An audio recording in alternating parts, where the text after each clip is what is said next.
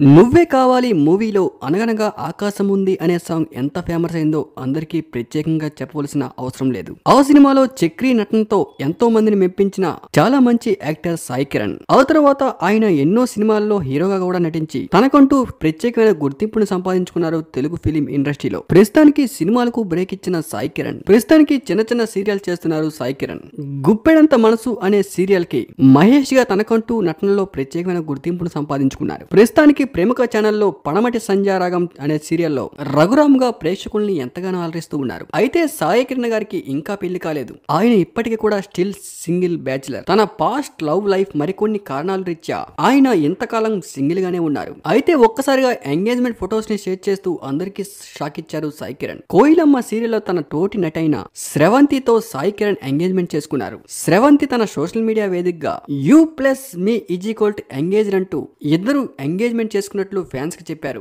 దీంతో ఒక్కసారిగా వాళ్ళ ఫ్యాన్స్ అందరూ కూడా ఎగిరి గెంతేస్తూ ఉన్నారు. అయితే ఎంగేజ్మెంట్ బ్యూటిఫుల్ ఫొటోస్ ని షేర్ చేస్తూ ఈ గుడ్ న్యూస్ ని అందరితో షేర్ చేసుకున్నారు సాయి కిరణ్ స్రవంతి. అయితే సాయి కిరణ్ గారికి స్రవంతి గారికి కంగ్రాట్ చెప్తూ ఫ్యాన్స్ అందరూ ఇన్స్టాగ్రామ్ వేదికగా తనదైన శైలిలో వాళ్ళకి విషెస్ చెప్తూ ఉన్నారు. అయితే మరికొంతమంది ఫోటో చూసిన వాళ్ళు షాక్ కూడా అయ్యారు.